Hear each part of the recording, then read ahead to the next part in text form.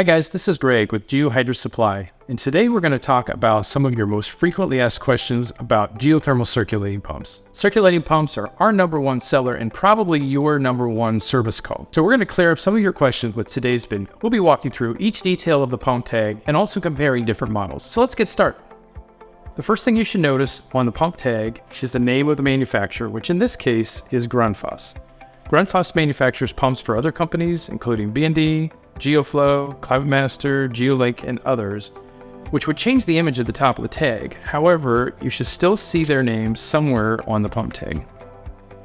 Right below the name, you'll see the words non-submersible circulating pump or just circulating pump. As words apply, this pump is not to be used underwater, so I recommend you don't do that. Moving clockwise around the tag, we come to the part number or PN number. This is the most confusing identifier on the pump where the majority of our questions come from.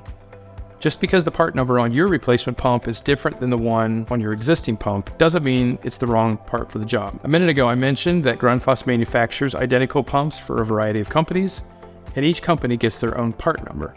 However, part numbers can also be due to differences in paint color or electrical box. So don't worry if yours don't match, there are more important identifiers on the pump. Next, you'll see a PC code followed by a string of 4 digits. This is the manufacturing date code. The first 2 digits designate the year, and the second 2 digits designate the week of the year, which would be a number from 01 to 52. If you look at our example here, the PC code listed is 0429, which indicates that this pump is an older pump. It was manufactured in 2004 in the 29th week. This number is used a lot for warranty purposes. Following around the pump tag, we also see a group of classifications, specifically Class F, which is the max temperature rating for the windings, indicating where the pump will trip out due to its internal thermal protection. The next item on the tag is a statement for indoor use only. This is pretty self-explanatory as these pumps are meant for installation in conditioned spaces and not for outdoor use. Just to the left of that statement is an arrow indicating rotational direction. Finally, on the right side of the tag, you'll see an Underwriter Laboratories stamp marked by a UL listed. This product underwent rigorous testing to ensure quality control. Okay, now moving to the left side of the tag, we're going to see electrical information, and we're going to start up at the top where it says the voltage. The majority of circulating pumps will be 230 volt or 208-230 volt. But occasionally you'll see a 115 volt pump. It's important to note voltage because I've worked with customers who have wired these incorrectly, greatly affecting the pump performance and longevity. Below the voltage is hertz. 60 is standard in the US and is shown here. And below hertz is 2.5 microfarads. Looks like a fancy U followed by an F. This is the capacitor size in the pump. Lastly, you'll see a chart showing max amps and max watts. The max amps and max watts chart could be a single line or it could be 3 lines depending on if you have a single speed or a 3-speed pump.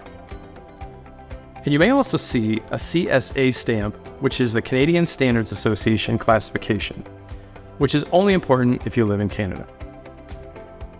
Before we move on, we're going to take a minute and talk about electrical boxes. Grundfos manufactures single speed, 3-speed, and variable speed pumps. For the sake of this conversation, we're going to focus on single and 3-speed models. All single-speed pumps use the same electrical box, but there are 2 versions of the 3-speed box. Both versions of the 3-speed electrical boxes function identically, are 100% interchangeable, and are wired the same internally, but are visibly different from the outside. Back to the pump tag. The last things we look at are the pump type. We've covered a lot of details so far, and if there's anything you should take away from this video, it's our comparison of pump types. This is the bread and butter. There are several variations of pump types, and we've pulled an example of each to show their differences. Our example is a UP26-99F. It is one of the most common circulating pumps for flow centers in the geothermal industry. So let's break it down. The first 2 digits are UP, which stand for the UP series Grundfos pump. The first 2 digits of this pump show the series designation. This pump is a single-speed pump. It will only have UP.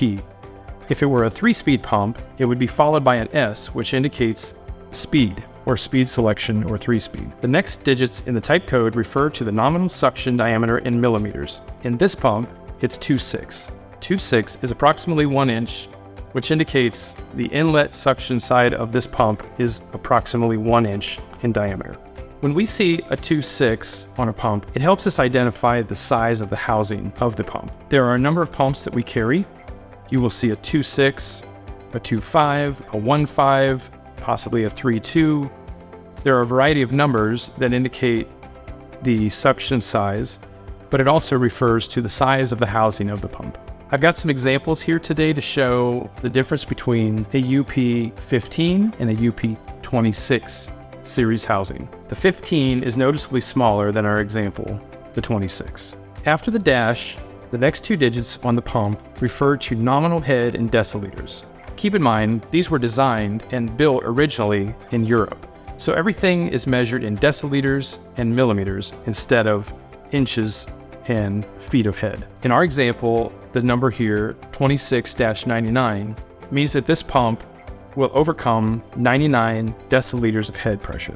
In comparison, other pumps like the 1558 will overcome less feet of head. Obviously, 58 is less than 99, so you can assume this pump will move more, the 2699, than the 1558.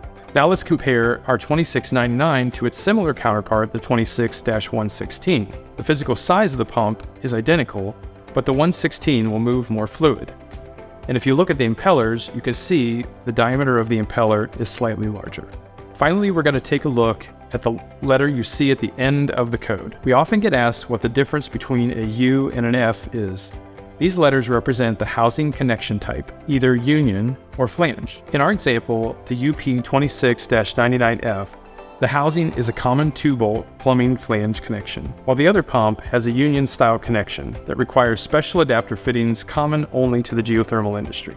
In addition, you may see a pump that has extra letters included with the F.